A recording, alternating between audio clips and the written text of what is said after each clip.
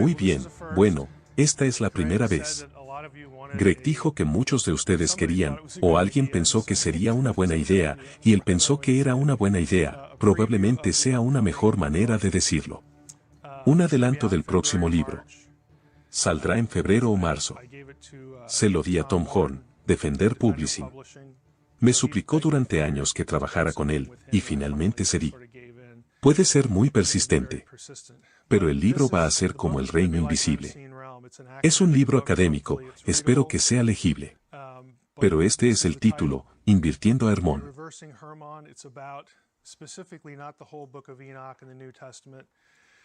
No se trata específicamente de todo el libro de Enoc en el Nuevo Testamento, sino muy específicamente del capítulo 6 al 16 de Enoc, que es la historia de la transgresión de los vigilantes, como esa historia se filtra en el Nuevo Testamento en varios lugares. Es más que Pedro, es más que Judas, pero como esa historia se filtra en el Nuevo Testamento es importante para la teología del Nuevo Testamento. Esa es toda la esencia del libro. Ahora, ¿por qué pensé que esto sería una buena idea?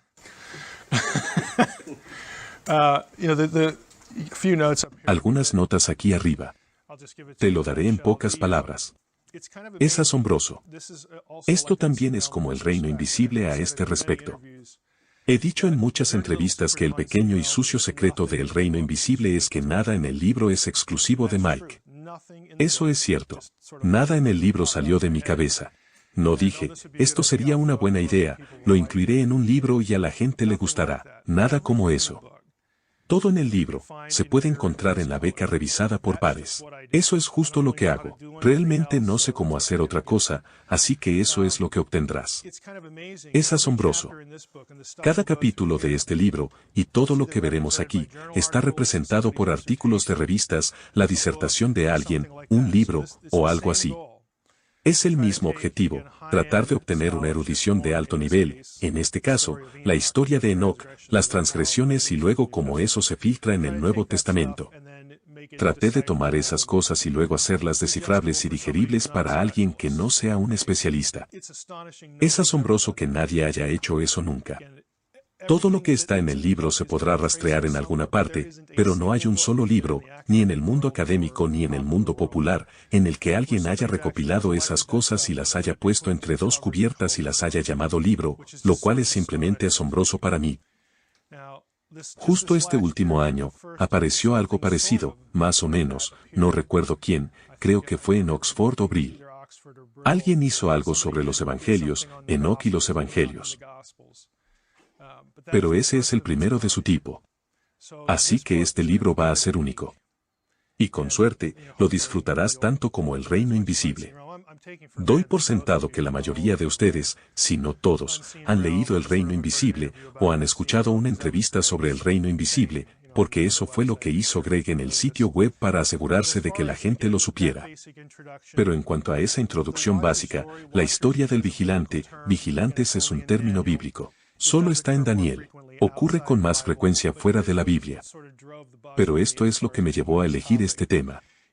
No es como si dijera, oye, podría juntar todo esto y hay tanto que puedo hacer un libro con eso. Fue esta pregunta la que me vino a la cabeza en algún momento de una entrevista, porque en el reino invisible obtienes la respuesta a esta pregunta, pero no es la respuesta típica que la mayoría de los cristianos darían. Si hacemos la pregunta, ¿por qué el mundo y toda la humanidad son tan completamente malvados? ¿Cómo respondería el cristiano promedio? La caída, porque eso es lo que nos enseñan. No es que la respuesta no sea la caída. La respuesta es la caída, más otras dos cosas. Si le hacen esta pregunta a un israelita o a un judío del período del Segundo Templo. El período del Segundo Templo es un término académico para el período intertestamentario, aproximadamente 500 a.C., hasta la destrucción del Segundo Templo. El Segundo Templo se construyó alrededor del año 516, hasta el año 70 después de Cristo. Ese período, si le preguntas a alguien que vivió en ese período que sabía leer y escribir en la Biblia, había leído su Biblia y muchas otras cosas en la tradición judía seria. Yo sugeriría, y lo que este libro intenta mostrar, incluso los primeros cristianos, los mismos comienzos de lo que llamamos la iglesia primitiva o los padres de la iglesia primitiva, no habrían dicho solo la caída. Habrían dicho, pues pasó esto de la caída. Pero también habrían dicho que hubo algo que sucedió en Génesis 6, 1 al 4, y también todo el asunto de la Torre de Babel, la cosmovisión de Deuteronomio 32 de la que hablo mucho. Pero para esta ocasión y por supuesto, este libro, nos vamos a centrar en el del medio. Esta es una cita de, no sé si es mía o de otra persona, es mía. Ni siquiera puedo decir lo que escribí. Si no es para mí, habrá una fuente allí. Entonces yo soy la fuente. Varios pasajes del Nuevo Testamento dicen lo que dicen porque son expresiones literarias de un tema significativo en la teología del Nuevo Testamento. Si acabas de entrar, nunca has leído El Reino Invisible. Si hubiera dicho que la historia de los vigilantes es un tema en la teología del Nuevo Testamento, pensarías, ¿quién es este loco? Nunca hemos escuchado esto. Y es verdad. Es una pena que no lo hayas escuchado. Pero hay un gran tema en la teología del Nuevo Testamento, la reversión de la maldad que ha permeado a la raza humana. Una gran parte de eso se refleja en el título del libro, Invirtiendo a Hermón, alude a la noción escondida a simple vista en un sorprendente número de pasajes del Nuevo Testamento de que lo que sucedió en Génesis 6, 1 al 4 tuvo que ser revertido en parte para restaurar la original visión edénica. Esa inversión fue, es, y será realizada por el Mesías Jesús de Nazaret.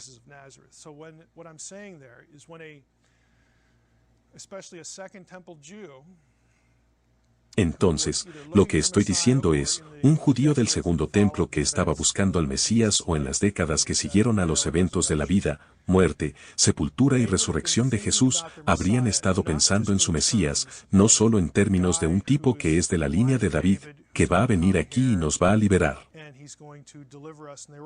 Y siempre estaban pensando militarmente, quien nos va a librar de la opresión de los romanos, él va a restaurar el reino de Salomón y David. Eso no es solo lo que están pensando. Una de las cosas que asociaron con el Mesías fue que no regresará y liberará a su pueblo de la opresión. Él va a regresar y deshacer los efectos de toda esta basura que ha sucedido en la historia antediluviana. La caída, Génesis 6, 1 al 4, y Deuteronomio 32, la cosmovisión de la Torre de Babel. El último también es muy familiar si has leído El Reino Invisible, porque reclamar las naciones es la forma de solucionar el problema de Babel, porque traes a las naciones, los gentiles, de regreso a la familia de Dios. El Mesías es para ellos tanto como para el judío. Eso es bastante familiar. Por supuesto, la caída es familiar. Esta parte media es bastante desconocida. Para orientarte, este es un esquema básico de lo que llamamos el libro de Enoc. Popularmente, en el discurso académico y en la forma en que se cita el libro, lo que piensas que es el libro de Enoc es en realidad Primera de Enoc. Hay 3 libros de Enoc. El primero es el que se fecha antes de la era del Nuevo Testamento, en la cúspide del primer siglo. Los otros 2 son posteriores. De lo que estamos hablando con el libro de Enoc del que escuchas mucho es de Primera de Enoc. Es en la primera parte, libro de los vigilantes, donde nuestro enfoque estará. Primera de Enoc 6 al 16 cuenta la historia de los vigilantes cuyo pecado principal es el matrimonio con humanos y la procreación de gigantes. Los vigilantes engendran gigantes en la tierra por su unión con mujeres humanas. De estos gigantes salen espíritus malignos. De nuevo, el origen de los demonios. Nunca se nos dice específicamente en el Nuevo Testamento de dónde vienen los demonios. Se nos dice que en Primera de Enoc. Primera de Enoc lo entiende porque entiende el contexto original de Génesis 6, todo el trasfondo mesopotámico de eso, del cual hablaremos hoy con más detalle. Así que de estos gigantes salen espíritus malignos que desvían a la humanidad. A corto plazo, la crisis de los vigilantes se resuelve cuando Dios envía el diluvio para limpiar la tierra. Enoc se presenta en el capítulo 12 como un escriba a quien los vigilantes pidieron que intercediera por ellos.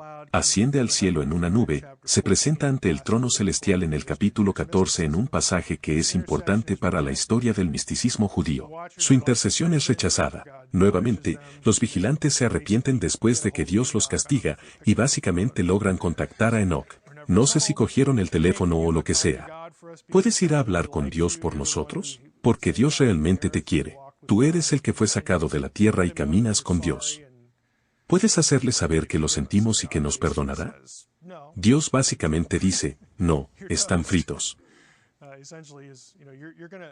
Esencialmente, estarán ahí hasta el tiempo del fin, que creo que tocaremos hoy, es Apocalipsis 9, cuando los vigilantes son liberados. Pero las tradiciones judías son bastante consistentes aquí. Se le pide a Enoc que interceda, es rechazado, los vigilantes abandonaron el cielo por la atracción de la carne. Enoc representa la tendencia opuesta. Es un ser humano que ha subido al cielo para vivir con los ángeles. Enoc se convierte en esta figura prototípica de chico bueno. Nuevamente, incluso en esa declaración, esto es de John J. Collins, su artículo sobre Enoc, también puedes ver el tema de la inversión allí. Pero se vuelve realmente prominente cuando comienzan a hablar del Mesías. ¿Por qué no has oído esto antes? Bueno, hay una serie de obstáculos para ello. Yo diría, la forma en que nos enseñan, hay puntos de incoherencia en la forma en que nos enseñan. Se les enseña a evitar libros que no están en sus Biblias, Antiguo y Nuevo Testamento. De cierta forma, creo que todos entendemos eso. Uno de los trabajos de la Iglesia es evitar que entren falsas enseñanzas, etc. Hay cosas en libros bíblicos adicionales que tienen fallas profundas y también son pura locura. Pero pasa por alto que los escritores bíblicos leen muchas cosas que no están en la Biblia. Eran como tú, sorpresa, sorpresa, eran personas y leían cosas. Y lo que leyeron se quedó en su cabeza. Algunas de esas cosas les ayudaron a articular los puntos que hicieron mientras escribían. Es algo muy humano, normal.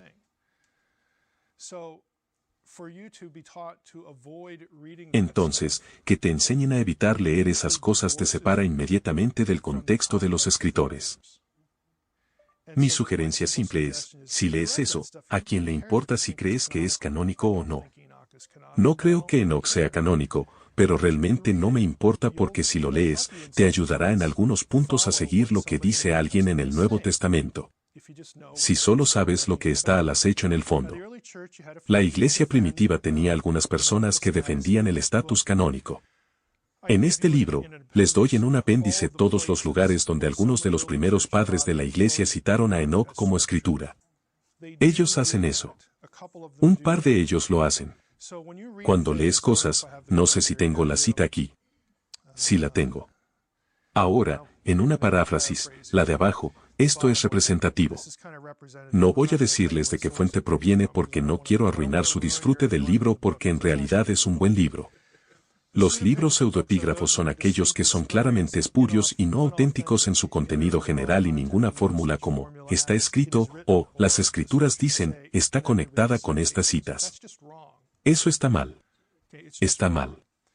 Hay judíos en Qumran que no son liberales. Espero que te des cuenta de esto.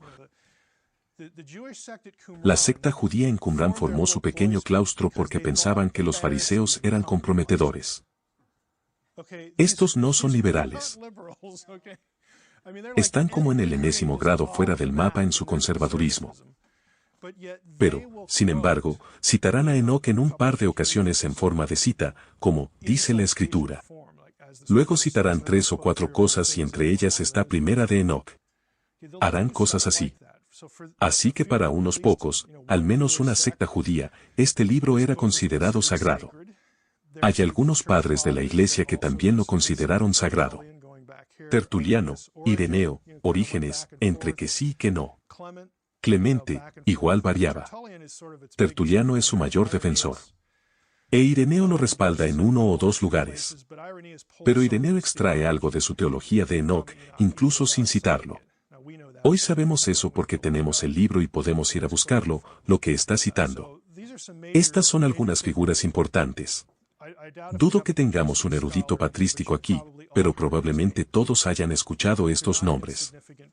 Estas no son personas insignificantes en la historia de la iglesia primitiva. Pensaron que debería estar allí, al menos un par de ellos, pero finalmente perdieron ese debate. El libro en sí, mi libro, está dividido en estas secciones. La primera sección, regresamos a Génesis 6:4. Hay 3 capítulos en esta sección. El primero te resultará familiar porque es una reescritura de las cosas en el reino invisible. Aunque eso cubre 3 capítulos, lo he agrupado en uno y reescribí algunas cosas. Luego, los 2 segundos, el segundo capítulo será sobre el libro de Enoc mismo. Luego, el tercero es un capítulo completo sobre el contexto mesopotámico, que no obtienes en el reino invisible. Tampoco recibes el segundo capítulo. Una vez que eso está establecido, vamos a los evangelios, las epístolas y Apocalipsis. Aquí están los apéndices. Una vez más, creo que los apéndices son bastante útiles. Creo que valen la pena el libro en sí, para ser honesto contigo, porque estas son las preguntas que todo el mundo hace. ¿Quién pensó que estaba inspirado? ¿Cuándo lo datamos? ¿De dónde viene? La evidencia manuscrita. Te doy una bibliografía, una verdadera bibliografía, una académica. No estoy citando a un tipo que estuvo en un programa de ovnis, pero yo estuve en un programa de ovnis, así que no puedo decir mucho, pero se entiende la idea. No solo estoy citando a Billy Bob, quien fue secuestrado por extraterrestres. Sé sobre el libro de Enoc ahora. No es eso. Te estás riendo porque sabes que hay gente así. Entonces, ¿dónde alude el Nuevo Testamento no solo a Enoc, sino a la pseudepigrafía en general? Hay un tipo, un ñoño del Nuevo Testamento, un erudito del Nuevo Testamento, que ha recopilado todo esto, y obtuve su permiso para reproducirlo, lo publicó en línea para reproducirlo en un apéndice. Es genial porque hace todo el trabajo por ti. Luego hay un pequeño apéndice sobre el anticristo. Llegaremos a eso. Pasemos a la parte 1. El pecado y los vigilantes en su contexto original. Una vez más, este es el primer material de Enoc. No voy a citar Génesis 6 porque todos lo saben. Pero supongo que muchos de ustedes nunca han leído la historia de Enoc. Así que repasemos algunas de las partes básicas. Cuando los hijos de los hombres se multiplicaron, y en aquellos días, les nacieron hijas hermosas y hermosas. Y los vigilantes, los hijos del cielo, los vieron y los desearon. Se dijeron unos a otros, vamos, escojamos para nosotros esposas de entre las hijas de los hombres, engendrémonos hijos. Y Semjasa, su jefe, les dijo, me temo que ustedes no querrán hacer este acto, y yo solo seré culpable de un gran pecado. Así que aparentemente fue su idea. Y todos le respondieron y dijeron, hagamos un juramento, atémonos todos unos a otros con una maldición de que ninguno de nosotros retroceda de este consejo hasta que lo cumplamos y hagamos este acto. Entonces todos juraron juntos y se ataron unos a otros con una maldición. Ahora te das cuenta de que el acto, de nuevo, está expresado en tonos sexuales, vamos a tener hijos. Pero el crimen real, no creo que debamos perderlo. Una vez más, en el reino invisible, en realidad hay 2 puntos de vista de la perspectiva sobrenatural de Génesis 6. No quiero dejar esta sección sin decir esto. El verdadero crimen es que quieren levantar sus propias naciones. Quieren sus propias poblaciones. Quieren imitar a Dios sin su permiso. Esto suena gnóstico, si sabes un poco de gnosticismo. Esto es lo que va a convertirse en el problema real aquí. Eran todos ellos 200, y descendieron en los días de Jared, o Yared, a la cima del monte Hermón. Hermón es la ubicación clave. Llamaron a la montaña, Hermón, porque juraron y se ataron unos a otros con una maldición sobre ella. Esta palabra, Hermón, en hebreo está relacionada con esa misma raíz. El dedicarse a la destrucción, a poner bajo la prohibición, o algo así. Así que hay una asociación allí entre los términos. Estos y todos los demás que estaban con ellos tomaron para sí mujeres, y entre ellas, las que escogieron, comenzaron a entrar en ellas y a contaminarse por ellas. Y se contaminaron, esto es transgresión del cielo y de la tierra, enseñándoles hechicería y amuletos, y revelándoles el corte de raíces y plantas. Y concibieron de ellos y les dieron a luz grandes gigantes. Azazel, otro personaje, enseñó a los hombres a hacer espadas de hierro y armas y escudos y corazas en todo instrumento de guerra. Mostró a los metales de la tierra cómo debían labrar el oro para labrarlo convenientemente y en cuanto a la plata para labrarla en brazaletes y atavíos de mujer. Les mostró lo concerniente al antimonio y pintura para ojos y toda clase de piedras preciosas y tintes. Ahora probablemente ya estés pensando en el pasaje de Primera de Pedro sobre el tema cosmético. Y hubo mucha impiedad sobre la tierra, y desolaron sus caminos. Semjas enseñó hechizos y el corte de raíces. Luego obtienes una lista de lo que los vigilantes enseñaron a las personas. Obtienes toda esta lista. Obtienes señales de estrellas fugaces, señales de la tierra, señales del sol, señales de la luna. Cosas astrológicas. Todos comenzaron a revelar misterios a sus esposas y a sus hijos.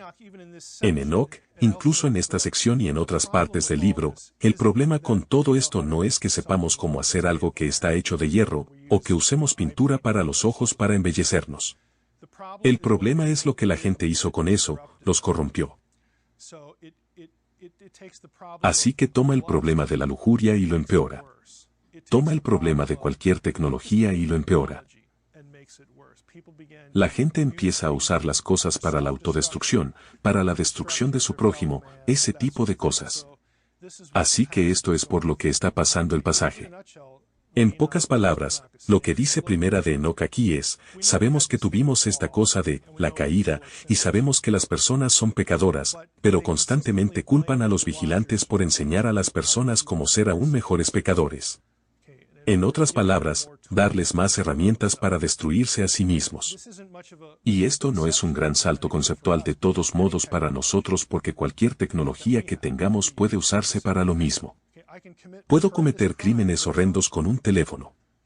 Ahora puedo volar cosas con un teléfono. Puedes usar algo que normalmente es simple. Es tecnología. Puedo cometer un crimen con un tenedor. Puedo apuñalar a alguien. Todo lo que tenemos puede ser usado para un mal fin. Eso es realmente lo que Enoc va a estar buscando aquí. Le echan la culpa en parte a las personas, la caída, por lo que somos, nuestro impulso pecaminoso interno, la falta de la naturaleza de Dios, el carácter de Dios. Tomamos decisiones para hacer el mal. La gente va a recibir mucha culpa. Pero luego se les enseña a las personas cómo expresar sus propios impulsos, su propia maldad de varias maneras. Eso es un gran problema en el judaísmo del Segundo Templo. Primera de Enoc 9, tienes 4 ángeles, o arcángeles. Miguel, Uriel, Rafael y Gabriel ven los terribles eventos que se desarrollan en la tierra. Se acercan a Dios en busca de una solución. Básicamente, tienes que hacer algo al respecto. Mira lo que está pasando. Tienes que hacer algo. Los 4 arcángeles le dicen a Dios en Primera de Enoc 9:11, tú sabes todas las cosas antes de que sucedan. Ves estas cosas y las permites. Y no nos dices qué debemos hacer con ellos en cuanto a esto. Dios responde en Primera de Enoc 10 con la noticia que debería sonar familiar a los lectores bíblicos. Esto es cuando obtienes la inundación. Cuando el Altísimo dijo, el gran santo habló, envió a Uriel al hijo de Lamec, que era Noé, diciendo, ve a Noé y dile en mi nombre, escóndete, revélale que el fin es próximo, el mundo entero perecerá. Dile que está por venir un diluvio, etcétera, etcétera. En la Biblia, en el Antiguo Testamento, Génesis 6, 1 al 4, precede al diluvio. Es solo que en Génesis 6, 1 al 4, esos 4 versículos para nosotros, pensamiento clave, para nosotros, carecen de contexto. Los leemos y decimos, ¿qué tiene eso que ver con el diluvio? ¿Por qué están estos 4 versículos incluso aquí? Llegas al versículo 5, y está bien, todo lo que hace el hombre es malo. Entendemos eso. Y luego tenemos la narración del diluvio. ¿Qué tienen que ver los 4 versículos con esto? Nos falta el contexto. A un israelita, nuevamente, un israelita alfabetizado, no le habría faltado el contexto. Esa es la desconexión. Un israelita alfabetizado diría, estos 4 versículos comprimieron esta historia que en realidad es una respuesta a Mesopotamia, porque Mesopotamia tiene la misma historia. Y el escritor simplemente dio por sentado que la gente sabrá de lo que estoy hablando. No necesito repetir todo esto. Y esto es un precursor de la inundación. Las personas que vivían en el periodo del Segundo Templo también tenían el contexto. Simplemente no lo entendemos porque no leemos esto. No leemos la literatura del gran mundo más amplio para saber que estos 4 versículos en Génesis 6 están respondiendo a algo. Este material en Primera de Enoc está recuperando, preservando o transmitiendo la historia más amplia a la que Génesis 6, 1 al 4 fue una respuesta. Nos falta todo eso. Desafortunadamente, debido a la historia de la Iglesia cristiana, no solo nos falta, sino que se nos ha negado. Ha sido cortado de eso. No es que el Evangelio está realmente en Enoc. Por supuesto que no, ese no es el punto en absoluto. El punto es que si hubieras leído esto, hay cosas que leerías en tu Biblia que se aclararían. Entiendo de lo que están hablando aquí porque he leído esta otra cosa con la que estaban familiarizados. Entonces tenemos una desconexión inmediata, incluso con la historia de la inundación. Solo para resumir, tenemos la historia del diluvio, el juicio aquí en la segunda mitad, hasta el día de su juicio, la consumación. Los vigilantes son encarcelados hasta que se consuma el juicio eterno. Son enviados al abismo, a la prisión. Ese es el lenguaje que obtienes en el Nuevo Testamento, donde estarán confinados para siempre. En realidad no es para siempre, es hasta el momento del juicio. ¿Cuándo es el tiempo del juicio en la teología bíblica? Es al final de los días. ¿Cuál es el final de los días? Es el día del Señor, es el regreso del Mesías, todas estas cosas. Hay un punto final finito para esto. Pero ahí es donde están. Este es un resumen de, creo, el libro de Reed. El nacimiento de los gigantes se explora en términos de la mezcla de espíritus y carne. Los ángeles moran propiamente en el cielo. Los seres humanos habitan correctamente en la tierra. Pero la naturaleza de los gigantes es mixta. Esta transgresión de categorías trae resultados terribles. Después de su muerte física, los espíritus demoníacos de los gigantes salen de sus cuerpos para plagar a la humanidad. Según Primera de Enoc 16, la transmisión angelical del conocimiento celestial a los humanos terrenales también puede entenderse como una contaminación de distintas categorías dentro de la creación ordenada de Dios. Como habitantes del cielo, los vigilantes estaban al tanto de todos los secretos del cielo. Su revelación de este conocimiento a los habitantes de la tierra fue categóricamente impropia, así como moralmente destructiva. Si estás interesado, mire el título de su libro, Ángeles caídos en la historia del judaísmo y el cristianismo. El libro de Reed es un libro sobre cómo el judaísmo primitivo y el cristianismo primitivo miraban a Enoc, todo el libro y específicamente esta historia. Ya es un libro un poco viejo, pero sigue siendo un gran libro. Contexto.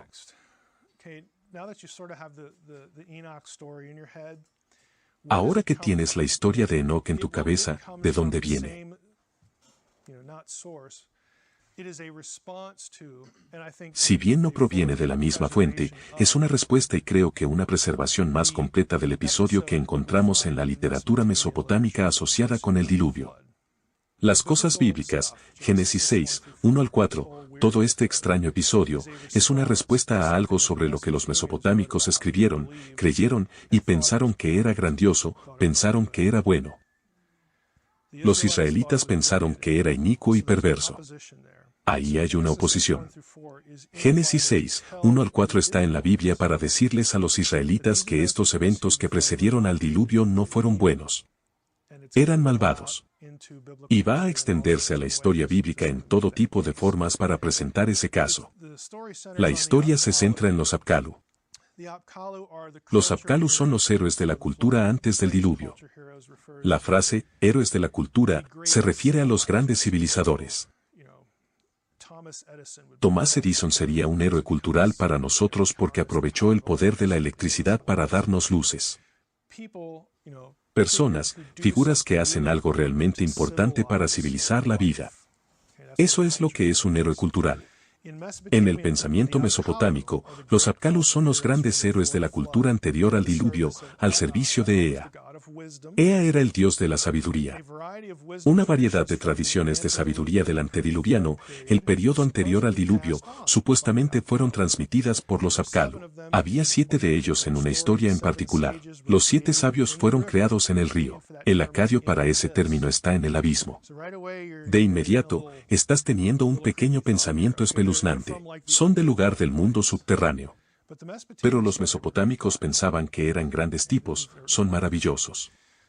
Los 7 sabios fueron creados en el río, el abismo, y sirvieron como, cito, los que aseguraron el correcto funcionamiento de los planes del cielo y la tierra. siguiendo el ejemplo de Ea, enseñaron a la humanidad sabiduría, formas sociales y artesanía.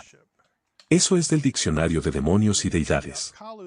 Los Apkallu, entonces, eran los sabios seres divinos del abismo, del inframundo, el lugar opuesto a los cielos. Eran responsables de mantener el equilibrio correcto entre el cielo y la tierra. Esa era la voluntad de los dioses mayores.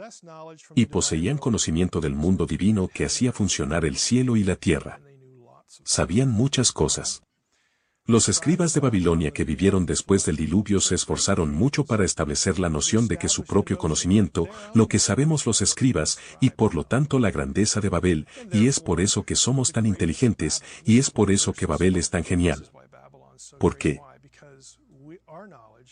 Porque nuestro conocimiento ha sido heredado de los Apkallu. Ellos fueron nuestros maestros y nuestros mentores. Nuestro conocimiento, la razón por la que Babel es tan grande, de nuevo, a los ojos de los mesopotámicos, es que lo que sabemos, lo que hemos construido, la civilización que hemos creado y modelado, y que está en la cima del montón, no hay lugar más grande que Babel. Todo eso viene de los dioses. Es conocimiento divino. Y nosotros, como escribas, somos los guardianes de ese conocimiento. Una vez más, hay un poco de campo de propaganda en esto, obviamente. Pero esta es la explicación de por qué la gente debería escucharlos y por qué Babilonia es tan grandiosa y asombrosa. La pregunta, sin embargo, que surge es, si estos tipos eran de antes del diluvio, entonces, ¿cómo heredaron este conocimiento? Porque los mesopotámicos tenían la misma historia del diluvio, el gran diluvio. Así es como lo argumentan. El texto mesopotámico, de nuevo, está muy destilado. Tengo un capítulo completo de citas sobre esto. El material mesopotámico enumera 7 reyes antediluvianos. Hay un texto en particular que en realidad te da una lista de reyes, como las cosas que ves en la Biblia donde tal y tal rey reinó X número de años y todo eso.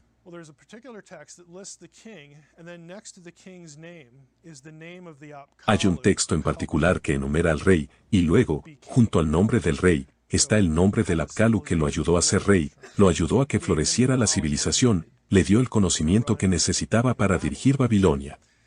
Así que hay 7 de estos tipos antes de la inundación.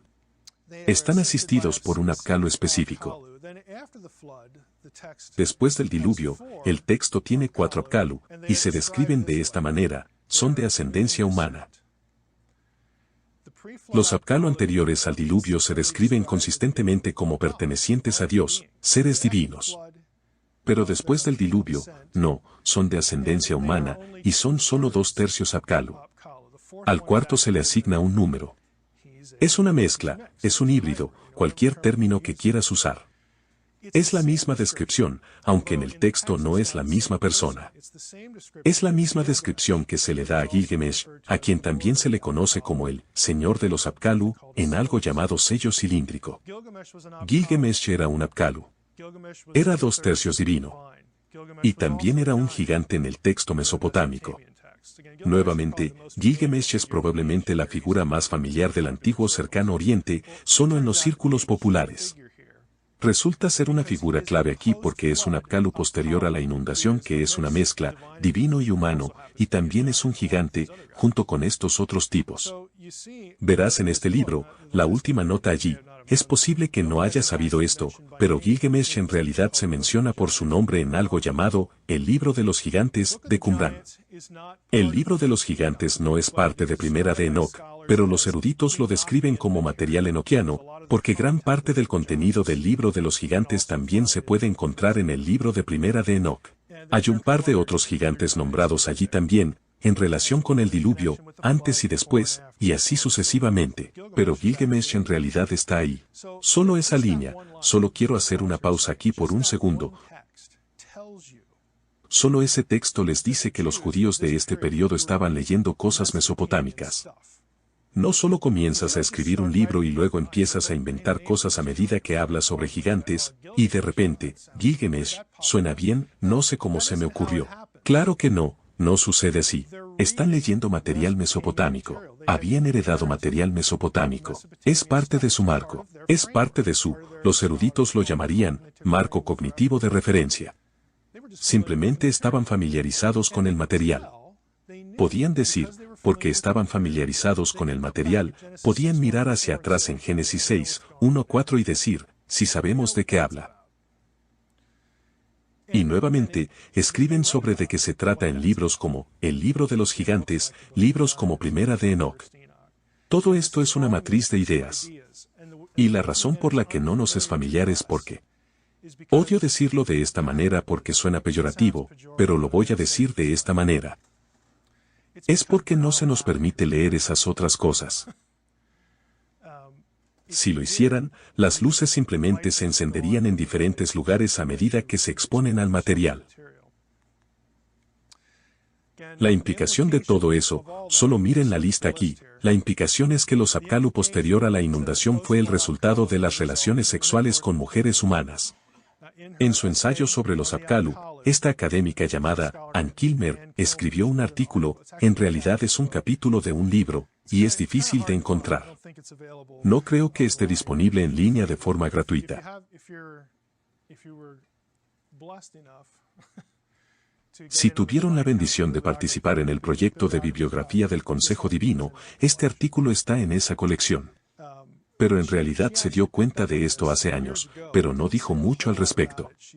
Ella escribe, los humanos y los Apkallu presumiblemente podrían aparearse, ya que tenemos una descripción de los 4 Apkallu posteriores a la inundación como descendientes humanos. El cuarto es solo 2/3 de Apkallu, a diferencia de los Apkallu puros anterior al diluvio y los sabios humanos posteriores. Después de que los Apkallu mixtos mueren, hay otro término que se usa en el texto mesopotámico.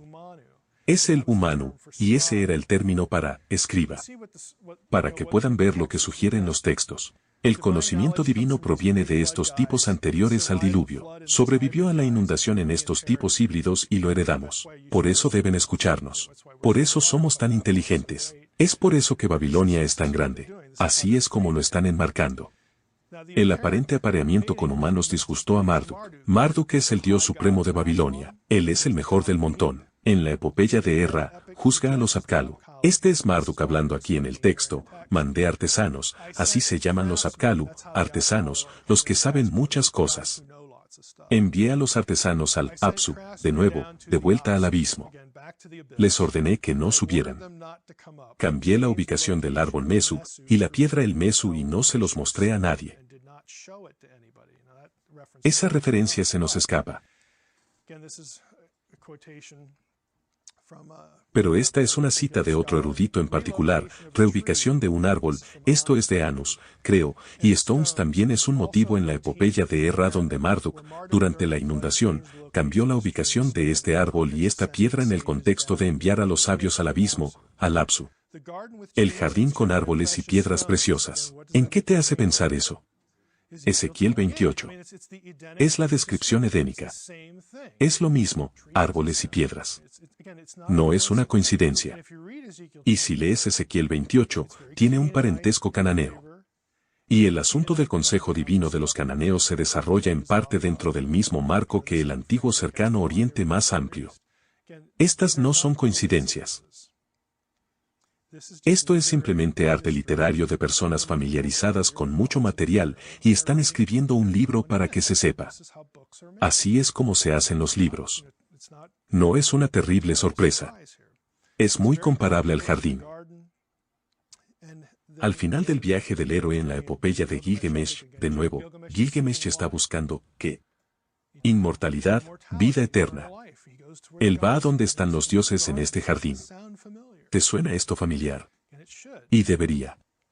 Es imposible pasar por alto en estas palabras el lenguaje del Edén de Ezequiel allí en el capítulo 28, combina imágenes de jardín, imágenes de montaña, piedras preciosas brillantes, etc. Las imágenes de los comentarios de Marduk sobre lo que le había hecho a los Apkallu, en efecto, apuntan al destierro de los Apkallu de su propia presencia. Marduk está enojado. Él dijo, ustedes hicieron esto. Nosotros aquí arriba en los lugares celestiales, enviamos el diluvio porque queríamos empezar de nuevo. Y lo que hicieron fue ir allí y preservar no solo a algunas de las personas en la historia más amplia de la inundación, sino también lo que hizo que la situación fuera mala para empezar, o al menos desfavorable, tal vez para ellos o para nosotros. Pero no a ellos, les encanta tener todo este conocimiento divino. Pensaron que esto es lo que los hizo grandes. Han interferido, y todo esto va a empezar de nuevo. No queremos que los humanos sepan lo que sabemos. Los queremos por debajo. Si estás familiarizado con las historias mesopotámicas, ¿por qué se crearon los humanos? Para ser esclavos de los dioses. Así que Marduk está molesto. Los envía de vuelta al abismo. Van a estar aquí ahora. Van a ser aislados de mi presencia. Y aquí es donde se van a quedar. ¿Les suena familiar? Esto es lo que sucede en la historia de Enoc que acabamos de leer. Es el mismo conjunto de detalles. Los castigan, los envían al abismo, los encarcelan allí. Aquí está el resumen. No les voy a leer todos los puntos, pero cada punto de Génesis 6, 1 al 4, y cada punto de la versión de Enoc se alinea con el material mesopotámico. Cada punto. ¿Y qué aprendo de eso? ¿Qué nos dice? Nos dice que las personas que están escribiendo estas cosas, el pueblo judío, los escribas judíos, no son como analfabetos teológicos. No son solo judíos liberales locos. Estos son los tipos que se encargan de transmitir la Biblia hebrea, transmitiendo las tradiciones de su propio pueblo.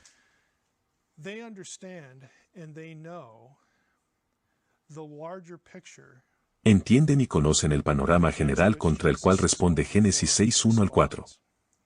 Lo entienden, lo han leído, lo captan. Y en su propia literatura, no solo tratan con Génesis 6, 1 al 4, sino que tratan con el telón de fondo más grande y lo preservan para nosotros.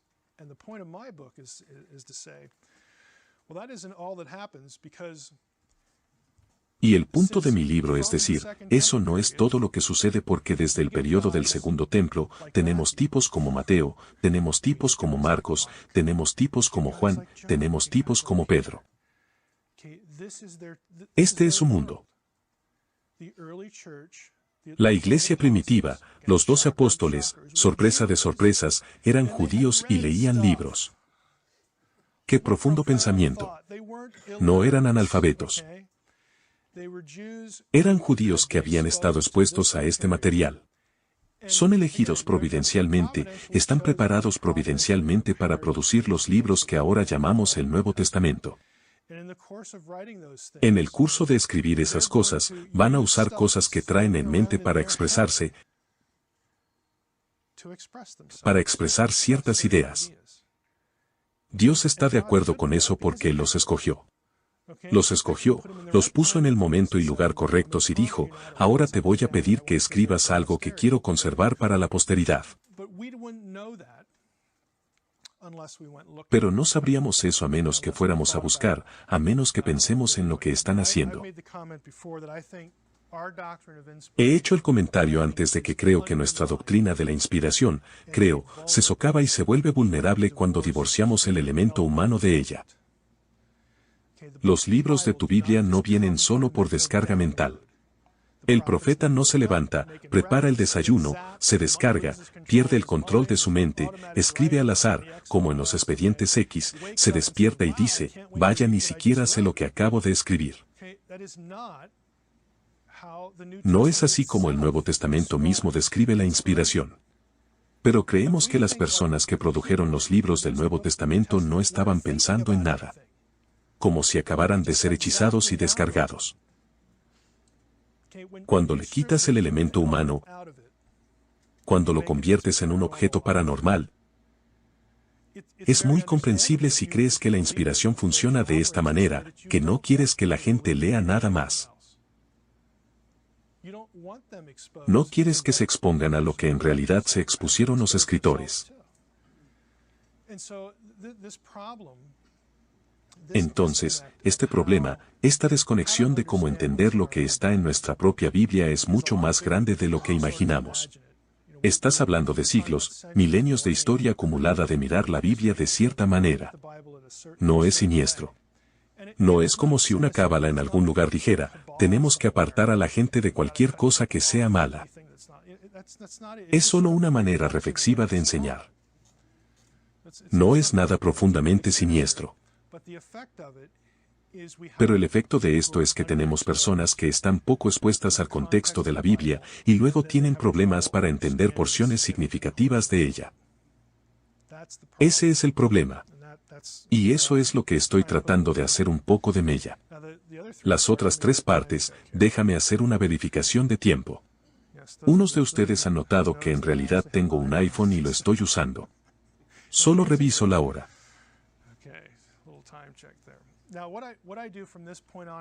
Ahora lo que hago a partir de este punto en el libro es, repaso todo eso en 3 capítulos porque quiero la historia en tu mente y quiero el contexto en tu mente. Ahora vamos a recorrer el Nuevo Testamento y ver dónde aparecen estas cosas. Si estuviéramos pensando en todas estas cosas, ¿qué veríamos en un pasaje dado que nos llamaría la atención y nos pondría en diferentes líneas de pensamiento? Sugeriría líneas de pensamiento que estaban en la mente del escritor. Para la sección del Evangelio, hago algo con el nacimiento, la genealogía y el ministerio de Jesús. El último, alrededor de 2/3 de ese capítulo es del reino invisible. Lanzo la historia de Legión, que es nueva. Pero los 2 primeros habrías tenido que haber leído El presagio, la segunda novela para entender algo de eso, o tal vez encontrarte con algo en YouTube. Pero en cuanto al nacimiento, el nacimiento de Jesús habría alertado a los primeros judíos alfabetizados del primer siglo que la llegada del Mesías revertiría el pecado de los vigilantes. Y dices, eso es solo una locura. ¿Cómo en el mundo escuchar sobre el nacimiento del Mesías habría hecho que alguien pensara en Génesis 6, la cosa de los vigilantes? ¿Cómo funciona? Funciona por Romanos 10, específicamente Romanos 10:18 y siguientes, Apocalipsis 12, que es la señalización astral del nacimiento del Mesías. Varias tradiciones del Segundo Templo sobre el nacimiento del Mesías. Para resumir todo eso muy rápido, ¿cuántos de ustedes han visto lo de YouTube sobre mí, repasando Apocalipsis 12, sobre la profecía astral? Muy pocos de ustedes, caray. Ok, durante la sesión de preguntas y respuestas, si desean profundizar, podríamos hacerlo, pero se los daré de forma resumida. En Romanos 10, es el famoso pasaje del que habla Pablo, cómo va a escuchar la gente acerca del Mesías a menos que alguien se lo diga. Entonces tenemos este problema. Cuán hermosos son los pies de los que anuncian el Evangelio. Nadie va a escuchar sin un predicador y el predicador tiene que ser enviado. Todo ese famoso pasaje. Entonces Pablo hace una pregunta retórica, ¿no han oído? Y esperas que diga, por supuesto que no han escuchado. Por eso estás predicando, por eso estás haciendo el ministerio. Y nos estás diciendo que tenemos que ir y ser testigos. Pero no dice eso. Pablo dice, de hecho lo han oído. Y te quedas pensando, ¿qué? ¿De qué trataban los otros 17 versículos? ¿Cómo encaja esto? Y cita como texto de prueba que todos han oído. Cita el Salmo 19 en Génesis 10:18. El Salmo 19 es el pasaje, los cielos cuentan la gloria de Dios. Hay 4 puntos de vista, 4 verbos que dan cierto sentido en los primeros versos, los cielos declaran, pronuncian, profieren, tienen voz, todas estas cosas. Y es solo el sol, la luna, las estrellas y todo eso. Y la línea que cita Pablo es, su voz se ha difundido por toda la tierra. ¿La voz de qué? La voz de los cielos. Y esa es la Septuaginta. El texto masorético realmente dice, su línea ha salido por todos los cielos.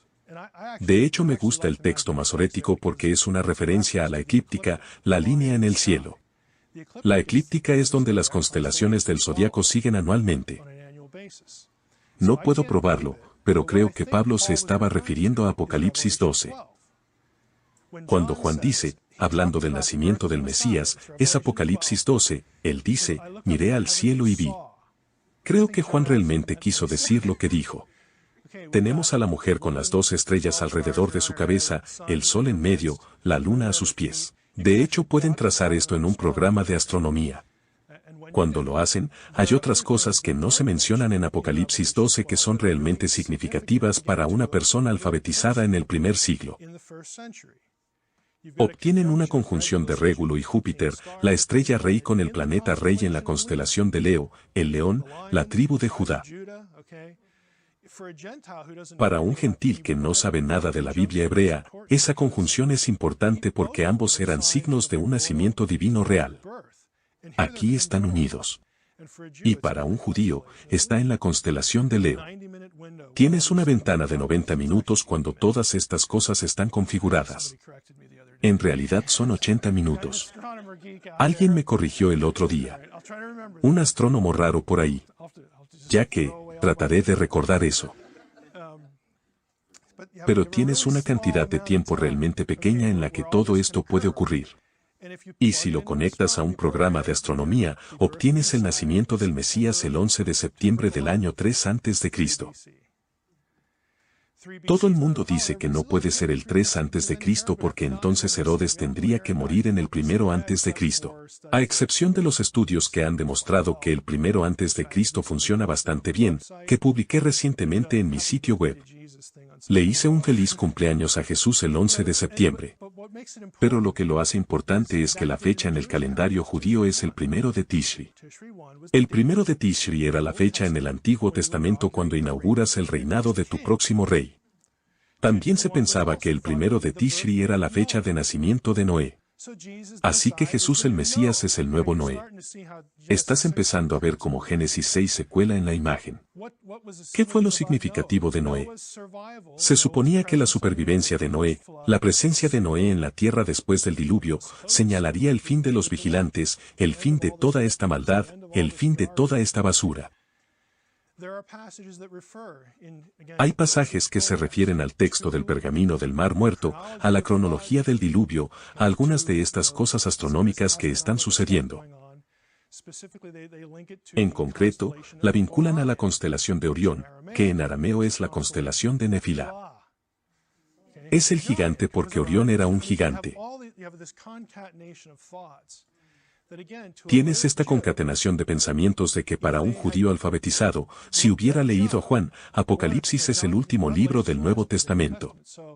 Así que Juan obtuvo esta información de alguna parte, tal vez María, tal vez los discípulos, quién sabe. Pero lo escribe. Y si has estado expuesto a eso, estás pensando, si esto es lo que había en el cielo, significa esto y aquello, y esto y lo otro, y para un gentil, todas esas cosas son consistentes porque tenemos la conjunción, tenemos a Júpiter, tenemos a Régulo, tenemos a Orión, tenemos todas estas cosas. Entonces, cuando Pablo dice, ellos sí lo sabían. No creo, personalmente, que a lo que Pablo se refiere es. ¿Todos ustedes saben quién es de James Kennedy? De James Kennedy creía que se podía sacar todo el plan de salvación de las constelaciones del zodiaco. Creo que eso va demasiado lejos. No creo eso. Pero lo que sí creo que podría saber es que había nacido un rey divino. Creo que eso es lo que Pablo está rastreando. No puedo probar eso específicamente. No hay ningún versículo, no hay una nota al pie de página en Romanos 10:18 que diga, ve a ver Apocalipsis 12, porque Apocalipsis 12 aún no se ha escrito, así que no podemos citarlo. Pero creo que eso es lo que está rastreando. Pero el punto es, aquí en el libro, si tuvieras esas cosas en la mente, alguien nacido ese día que resulta ser este Jesús de Nazaret, que anda por ahí haciendo todo tipo de milagros y diciendo, yo soy el mero, eso hubiera significado algo para ti.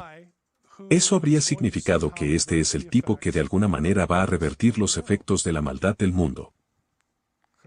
No es un pensamiento terriblemente profundo, pero rastrearlo, de la forma en que lo habrían rastreado, es una historia diferente. La genealogía en pocas palabras. ¿Por qué están ahí las 4 mujeres de la genealogía? Pueden o no ser todas gentiles, probablemente al menos una de ellas, algunas personas argumentan que las 4 lo son. Realmente no es importante si son gentiles. Pero, ¿por qué están incluidas? Aquí hay una cita, su nombre es Amy Richter. Esto es de su disertación. Ella dice, si bien la inclusión de mujeres en las genealogías bíblicas no es inusual en sí misma, hay 14 de esas mujeres en otras genealogías, por ejemplo Primera de Crónicas 2. La inclusión de estas 4 mujeres es aún más extraña. ¿Quiénes son? Es Rahab. ¿Alguien puede nombrarlas? Tienes a Rahab. Está Ruth. Está Betsabé. Judá y Tamar. Entonces, la cita aquí dice que pensarías que si vas a incluir a 4 mujeres importantes, elegirías a Sara, Rebeca, Raquel, figuras importantes de la Torá, pero no están incluidas. No se incluyen. Las 4 que se incluyen son solo un misterio. La versión corta de esto es que lo que hace Richter en su disertación es bastante reciente. Which is a school that's becoming known for Second Temple studies. La hizo en Marquette, que es una escuela que se está dando a conocer por los estudios del Segundo Templo. Su argumento es que la razón por la que estas 4 mujeres están en la genealogía es que hay algo en su historia, ya sea algo que ellas hicieron, o algo que les hicieron, que tiene algo que ver con la transgresión sexual, y el vocabulario usado para describir a la persona y estos eventos, toma prestado el vocabulario de Génesis 6. Richter argumenta que eso no puede ser una coincidencia. Y su argumento es que estas 4 mujeres están aquí porque son 4 mujeres que tienen historias escandalosas o les sucedió algo terrible en la línea del Mesías. Entonces, su creencia es que, y creo que lo defiende muy bien, el punto importante no son estas mujeres y lo que les sucedió, ni el vocabulario en sí, sino a quien producen, a quien ayudaron a producir. ¿Quién está en el extremo final de la genealogía? Es Jesús de Nazaret. Entonces, aquel cuya genealogía va a revertir los efectos, nuevamente, de las 4 personas en la genealogía que tenían estas historias transgresoras que apuntan de alguna manera a Génesis 6. Entonces ella cree que Mateo esencialmente encripta, para las personas quien conociera sus historias, en realidad no sería encriptación, pero para nosotros lo es. La gente habría leído la genealogía y preguntado, bueno, ¿por qué estas mujeres y no todas las famosas? Y luego mientras pensaban en sus historias hubieran dicho, lo entiendo. Su historia se remonta ahí. Su historia dice, todos regresan ahí. Eso debe significar algo. Mateo está tratando de decirnos algo. Lo que está tratando de decirnos es que estas 4 mujeres que ustedes asociarían como judías con este evento, van a producir al que deshaga esto. Ellas van a jugar un papel aquí. El ministerio, nuevamente, 2 de las 3 cosas aquí son familiares para los lectores del Reino Invisible. Con respecto a Legión, no necesitan buscarlo. Ya les he dado suficiente aquí. El exorcismo de Legión es algo más que cerdos suicidas. Se trata de mensajes teológicos, que es prácticamente todo en los evangelios. Legión reconoce que Jesús es el legítimo señor del país de los Gadarenos, que forma parte del antiguo Basán. Pero en los días de Jesús, estaba bajo el dominio de los gentiles. Si buscan Marcos 1:24, Jesús está exorcizando demonios en territorio judío. Y si comparas eso con Marcos 5, donde están en la tierra de los Gadarenos, es territorio gentil. La forma en la que Legión se dirige a Jesús es significativa.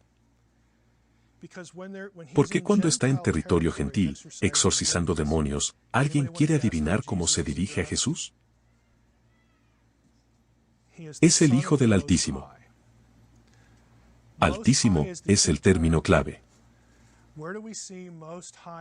¿Dónde vemos un lenguaje altísimo que importa para toda esta teología sobrenatural? Es lo de Deuteronomio 32. Cuando el Altísimo dividió las naciones, las dividió según el número de los hijos de Dios.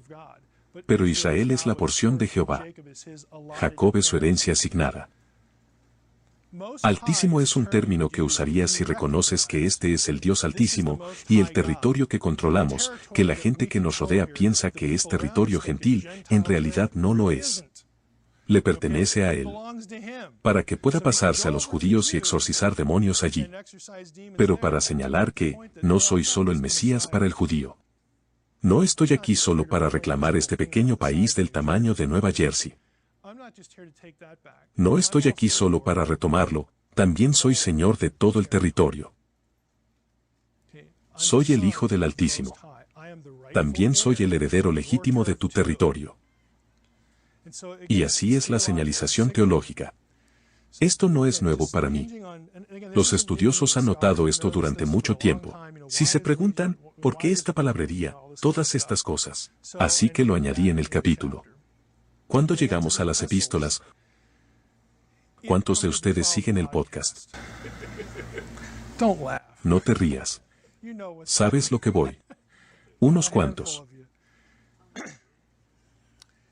El capítulo de depravación y el capítulo de cubrirse la cabeza son dos cosas sobre las que hice episodios de podcast. En este capítulo tengo la oportunidad de darle las citas textuales en el capítulo. Y luego, el del bautismo es realmente una ligera reescritura de algo en el reino invisible. Pero la depravación, el versículo clave es Génesis 3:19. Cuando Pablo está hablando de la ley, se agregó la ley, es el mismo pasaje donde habla de la ley, siendo esencialmente transmitida por ángeles y demás. Así que hago un poco de eso en el reino invisible, pero no hago nada con la frase importante. Dice, la ley fue añadida a causa de las transgresiones. Por las transgresiones. Fíjate que es plural. No dice que la ley fue añadida a causa de una transgresión. Porque lo que suelen hacer los eruditos es leer Gálatas 3:19 y pensarán, bueno, la ley fue añadida por lo que sucedió en el Edén. Es una referencia a la caída.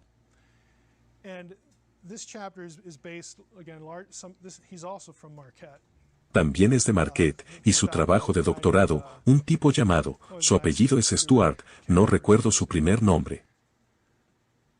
Ya me acordaré. Pero hizo un artículo en SBL, que es la Sociedad de Literatura Bíblica, hace unos años. Y el papel se titulaba algo así como, La ley y las transgresiones y los espíritus bastardos y el nacimiento del Hijo de Dios.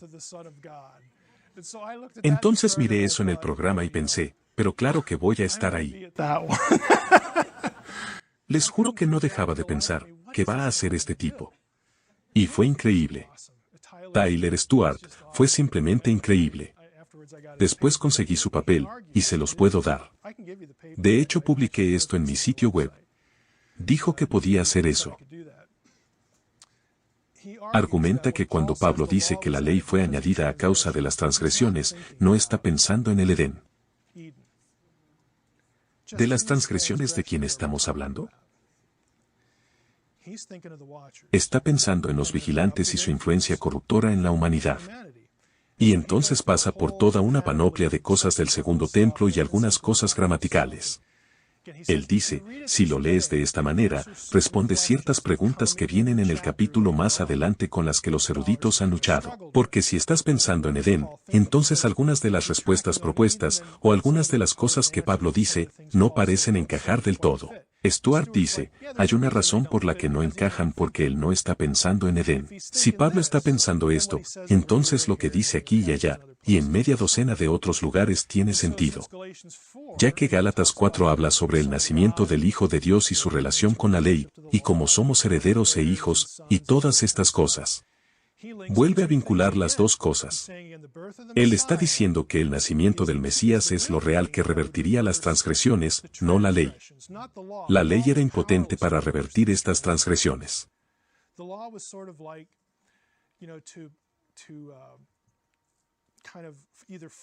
La ley era para prevenir, o poner una valla alrededor, o contener la maldad hasta cierto punto, pero en realidad no podía hacer nada más que eso. Y de hecho se convirtió en algo que la gente resistiría porque son pecadores. Así que es una propuesta realmente interesante, pero les doy un capítulo completo de su argumento con los pasajes y demás, y luego hablo sobre cómo podría encajar en el panorama general. Creo que presenta un muy buen caso. Acerca de la cabeza descubierta, solo escuchen el episodio 95. La cabeza cubierta, el problema allí es la frase, por causa de los ángeles. La gente se ha preguntado por qué Pablo habla de cubrirse la cabeza. Primera parte del capítulo, deben tener la cabeza cubierta. Luego se cambia y dice, si tienen la cabeza cubierta, es su pelo. Les digo esto por los ángeles. ¿Te hace pensar de qué rayos está hablando? ¿Esto aquí qué? Este capítulo en ese episodio del podcast, siempre tengo que decirlo de esta manera, esto va a sonar como la cosa más loca que hayan escuchado. Así que solo los estoy preparando. Solo les estoy preparando si nunca has escuchado esto, solo vayan y escuchen el episodio 95 o consigan el libro cuando salga. Hay un tipo llamado Troy Martin. Es maestro en Javier ahora, o lo era, cuando escribió estos artículos, pero me encontré con una serie de 3 artículos impresos en el transcurso de 11 años. Pero el primero fue el artículo de Martín donde argumentaba que lo que cubre a la cabeza, el cabello de la mujer es su. Lo que cubre la cabeza, es en realidad, en los textos médicos griegos, la palabra para testículo. Y piensas, ¿qué diablos tiene eso que ver con algo? Todo su artículo pasa por textos médicos griegos y romanos y muestra, y cita mucho a Hipócrates, cita a Aristóteles. Creían que el cabello de una mujer ayudaba a la fecundidad. Es decir, cuando una mujer tenía relaciones sexuales con un hombre, creían que su cabello en realidad ayudaba a atraer el semen hacia su útero a través del curso de su cuerpo para que pudiera quedar embarazada. Por eso no te lo cortas. No deberías hacer eso. Por eso también es una vergüenza que un hombre tenga el pelo largo, según Hipócrates, porque el papel masculino es expulsar el semen, no retenerlo. Es totalmente extraño. Es absolutamente raro. Pero cuando lees lo que pensaban sobre la función del cabello de una mujer en comparación con los hombres, todo lo que Pablo dice en ese pasaje tiene sentido. Simplemente tiene sentido. Pero es tan extraño para nosotros que sabemos de dónde vienen los bebés. Hablamos de genética y hacemos esto en una placa de Petri. No están haciendo eso en absoluto. No están haciendo eso para nada. Este es Hipócrates, quien en ese momento era la figura principal. Hay un artículo acerca de la prueba de infertilidad, y es simplemente genial. Implica que una mujer huela algo, y luego los cabellos involucrados hacen tal y tal. Son las cosas más locas que jamás hayas leído. Pero si eso es lo que estás pensando, si eso es lo que está en tu mente cuando lees a Pablo, dices, claro, cuando estamos en la iglesia, debemos cubrirnos la cabeza con el cabello porque entonces es una cuestión de pudor. ¿Irían a la iglesia y simplemente expondrían sus genitales? ¿Lo harían? ¿Podrían hacerlo? Eso es esencialmente lo que Pablo está diciendo, están todos locos. Pero claro, está hablando a los corintios, y ahí hacen hasta lo que no. Él dice, están locos, pero por supuesto que deben tener la cabeza cubierta cuando van a orar y hacen estas cosas. Y claro, es una vergüenza que un hombre tenga el cabello largo, nuevamente, porque presupone esta función. El cabello de una mujer se le da como su cubierta, como su parabollón. Esta es su gloria porque la ayuda a tener hijos. Y luego Pablo agrega esto, también estoy escribiendo esto porque estoy expresando mis preocupaciones por causa de los ángeles. Solo hay un contexto para eso. Aparentemente, en el fondo de la mente de Pablo, está pensando, más les vale que se controlen, más les vale que miren lo que están haciendo, más les vale que se pongan lo apropiado, más les vale que se comporten de la manera apropiada. Deben demostrar que pertenecen a un hombre, pertenecen a su marido, y que van a ser modestas, y que van a controlar su sexualidad, su comportamiento sexual. Porque si no lo hacen, hemos visto lo que puede suceder. Están siendo vigiladas, juego de palabras intencionado. Así que en la mente de Pablo, esto era una preocupación para él. Para nosotros, es como si fuera lo más bizarro y descartable, ¿qué diablos tiene eso que ver con algo? Pero si lo estás leyendo a través de esos ojos, todo en el capítulo tiene sentido. En términos de lo que hacemos hoy, Tengo menonitas en mi familia. No voy a ir a decirles, déjenme decirles de qué se trata realmente el cubrirse la cabeza.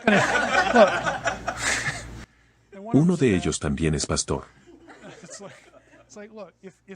Entonces, si esto es lo que quieres hacer y tu punto de enseñanza es la modestia, lo que sea, adelante. Es una buena idea. Es algo bueno. Tiene un contexto bastante diferente de lo que pensarías. Lo del bautismo del que has oído hablar antes de leer el libro. Cuarta parte aquí. Déjenme ver cómo me va de tiempo. Si me queda suficiente. En el libro de Apocalipsis, tengo 2 capítulos aquí que repasan el Apocalipsis. Solo elijan 3 o 4 elementos que se relacionen específicamente con la historia de los vigilantes. El único capítulo trata, nuevamente, de esta transgresión de los vigilantes, los Nefilim y el Anticristo. Lo que hago en este capítulo, solo para darles una visión general, es resumir el perfil judío del segundo templo de lo que esperaban de un Mesías, y también a su vez lo que esperaban del gran enemigo mesiánico. Porque en su mente está el Mesías. Él va a venir al final de los días y todas estas cosas. Él va a deshacerse de la opresión. Bueno, tiene un enemigo. Entonces, para un judío, ¿cómo era ese enemigo? ¿Cómo lo pensaron, este gran enemigo mesiánico? Hay ciertas cosas sobre el perfil del enemigo que en los textos judíos de este periodo se relacionaban con ciertas figuras de la demonología judía. Uno de los principales es Belial. También se escribe como Beliar en los rollos del Mar Muerto.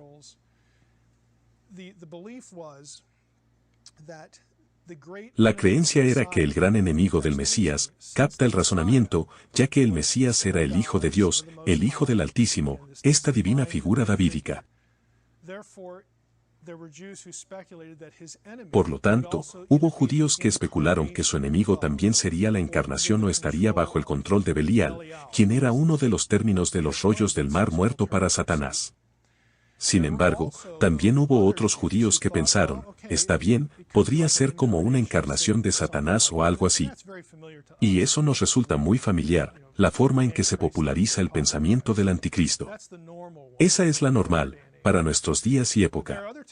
Pero hay otros textos que pensaron, espera un minuto. Tal vez no sea la encarnación del mismo Satanás.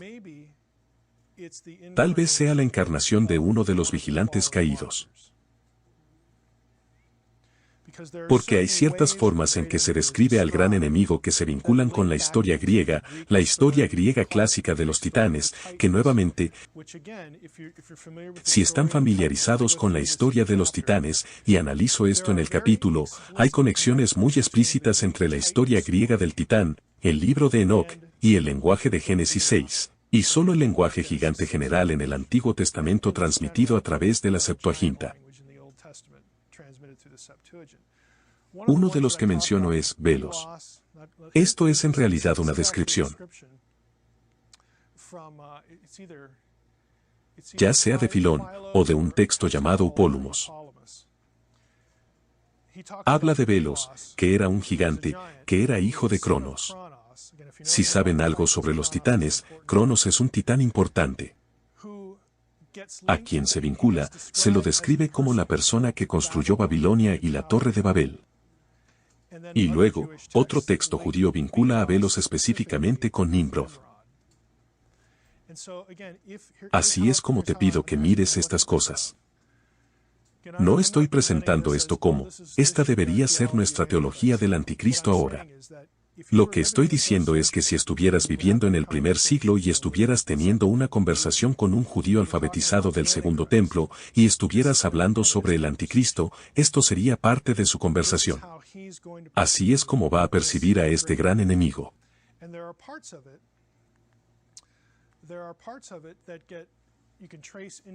Hay partes de esto que se pueden rastrear hasta los padres de la Iglesia. Por cierto, en ese capítulo sobre la depravación, Ireneo y Tyler Stuart serían amigos porque Ireneo también rastreó la depravación humana hasta Génesis 6, no solo Génesis 3. Y de nuevo, es un famoso padre de la Iglesia. Pero Ireneo también rastreó esto. Se refiere, cuando habla del 666 en sus comentarios sobre ese pasaje en Apocalipsis 13, él da un par de especulaciones sobre lo que podría significar el número. Uno de ellos es Teitán. Teitán, en gematría, se deletrea en los números 666. Teitán era una de las palabras para los titanes. Él está obteniendo esto de su relación con el material judío del segundo templo. Y él mismo entra en la historia del titán. Así que Ireneo es un famoso padre de la Iglesia que evidentemente se tomó el tiempo de leer muchas de estas cosas. Probablemente tuvo muchas conversaciones con judíos o conversos judíos. Eso lo ayudó a mirar el Antiguo Testamento, mirar ciertas cosas, incluso en el Nuevo Testamento, de una manera diferente. Entonces, Ireneo es una figura importante para toda esta discusión porque es una buena indicación de que Mike no solo está inventando estas cosas. Es una buena indicación de que Mike está observando lo que pensaba Ireneo y diciendo, oye, eso es interesante. ¿De dónde sacó eso? ¿De dónde se le ocurrió eso? Y puede volver a rastrear la serie de pensamientos en el texto principal. El segundo capítulo de esta sección trata sobre diferentes cosas en el libro del Apocalipsis. Hablo de Apocalipsis 9 porque tiene imágenes muy explícitas de la liberación de los vigilantes. Esta es la liberación de los tipos del pozo, del abismo. Y hay cosas en el pasaje que se vinculan con el material de Enoch. Los 144,000 son interesantes. Personalmente, todavía pondría esto. Necesitaría ver más al respecto. Todavía archivaría esto como en la mente de Mike, especulativo, pero lo puse en el libro. Hay un artículo de un tipo que, en realidad son dos personas que publicaron en una revista de Sudáfrica. Y es un artículo muy largo. Es muy detallado, pero aquí está su punto de vista. Retoman cuando se describen los 144,000, se los describe como vírgenes que no se han contaminado con mujeres.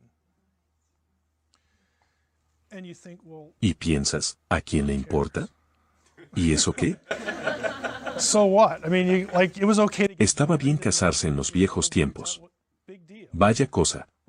Bueno lo que tratan de demostrar, y creo que presentan lo que yo llamaría un caso circunstancial razonable para ello. Al menos ese es mi pensamiento ahora. Hay ciertas cosas en la descripción de Apocalipsis 7 y 14 acerca de los 144,000 que se relacionan con Levítico, el lenguaje levítico, la forma en que se describía a los sacerdotes. Y sabemos que a los sacerdotes se les permitía casarse. Entonces, la pregunta para ellos es, ¿por qué esta declaración? Él cree que los 144,000 son personas seleccionadas por Dios. Él no cree que sean solo humanos.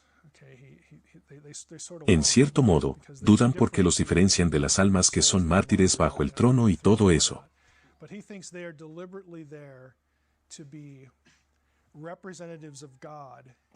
Pero él piensa que están allí deliberadamente para ser representantes de Dios, y se presentan como puros en términos de, estos son los celestiales que no se han contaminado con mujeres.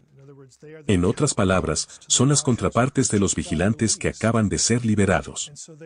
Entonces ellos son parte de este conflicto cósmico de Armagedón, la guerra entre dioses y hombres. Creo que construyen un buen caso circunstancial para ello. Todavía no estoy completamente convencido, pero pensé que valía la pena incluirlo. El anticristo de la tradición, Dan. Estos son también los 144,000, hay 12,000 de cada tribu. ¿Qué podría ser más sencillo? Excepto hasta que cuentas las tribus, hasta que realmente miras las tribus que faltan. Efraín y Manasés se cuentan juntos, pero el que se omite por completo es Dan. Tienes una tradición bastante larga en la historia de la Iglesia de que el anticristo descendería de la tribu de Dan. No creo que el punto sea la tribu de Dan. Creo que el punto es la región de Dan, que está en Basán, del mismo nombre. En el capítulo del que hablo, si estuviéramos pensando en región en lugar de tribu, ¿a dónde nos llevaría eso? Porque Basán es el lugar de la serpiente en el Antiguo Testamento. Hablé un poco sobre Gog y Armagedón.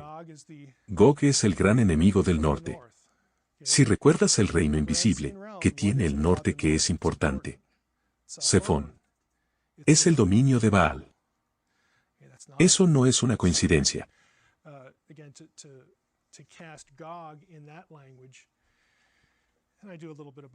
Creo que hay una razón por la que Gog nunca se ha identificado con éxito con una persona histórica, ya sea en la antigüedad o en la actualidad, porque creo que el punto no es dirigir nuestra atención a una persona específica.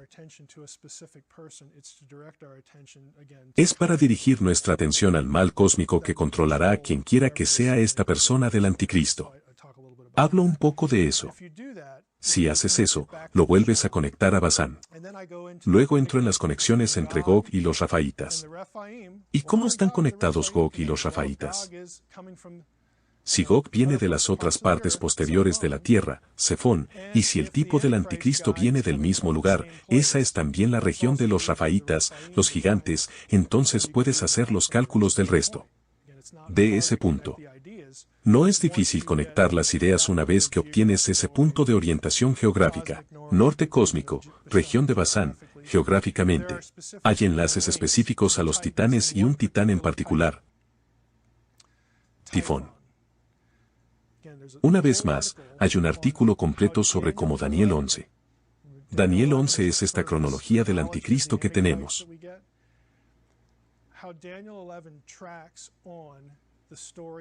Como Daniel 11 rastrea la historia de Tifón en la literatura griega, o viceversa, dependiendo de su punto de vista sobre la autoría de Daniel. Hay una serie de conexiones. La razón por la que eso es importante es porque la figura de Daniel 11, históricamente, todos, ya sea que piensen que Daniel fue escrito en el siglo VI o en el siglo II, todos están de acuerdo en que la persona que ya cumplió todas estas cosas en Daniel 11, y eso que hace eco de una profecía futura, ¿quién es? ¿Recuerdan el nombre? Antíoco IV, Antíoco Epífanes, que es la figura del tifón en la literatura griega. Si eres un judío alfabetizado del Segundo Templo, estás familiarizado con el material helenístico, estas no son coincidencias. Todos significan algo. Todos son parte de una matriz de ideas. Así que es una forma de conectar al anticristo con otro de estos tipos malos vigilantes, titanes, gigantes y sobrenaturales. Y eso es lo que hago en el capítulo. Solo estoy tratando de mostrarles en estos dos capítulos como una persona del Segundo Templo que tenía conocimiento de este material, como leería el Apocalipsis, no como la lee Tim LaHaye, o cualquier otra persona, Ritter Boss o quien sea. ¿Cómo lo leería un judío del Segundo Templo? ¿Qué pensamientos pensarían? ¿Qué saldría de su boca en la discusión si tuvieras a ese chico en tu grupo de estudio del Apocalipsis? De lo que sea que hable, les va a dar escalofríos a todos en el grupo. Porque él está en una pista totalmente diferente. Porque tiene muchas cosas flotando en su mente. Lo último es el lago de fuego. Si sigues el podcast, hicimos un episodio sobre el lago de fuego. Ese lenguaje sale muy explícitamente de Enoch. Lago de fuego, preparado para el diablo y sus ángeles. Aquí es donde se envían. Son enviados al abismo. ¿Quién es enviado allí? Los únicos que sabemos que fueron enviados allí son los vigilantes. ¿Y a quién más encontramos allí en el Antiguo Testamento? Los refaítas. Estas cosas no son coincidencias. No son solo ocurrencias aleatorias en el texto. Tienes gente, Juan escribiendo Apocalipsis, enganchándote de nuevo al Antiguo Testamento, enganchándote de nuevo a la literatura del Segundo Templo que él supone que conoces. Si eres alfabetizado, lo sabes. No tengo que explicarte todo. Nuestro problema es que no sabemos esas cosas porque no las hemos leído. Podemos tenerlo, podemos leerlo. Pero vamos a terminar con eso. El libro es un esfuerzo por tomar 10 capítulos acerca de todo esto, es una red un poco más amplia que esto. Pero todo lo que los eruditos pensarían que es enoquiano, lo compilan y trata de meterte eso en la cabeza, y dicen, ahora vayamos a estos lugares del Nuevo Testamento y veamos qué te surge y cómo lo analizarías si estuvieras pensando en todo esto. De eso trata el libro, como me fue en tiempo. Vaya, todavía me quedan 4 minutos. Bien, tomemos un descanso y luego podemos hacer preguntas y respuestas. Tomen más café, tomen algunas donas.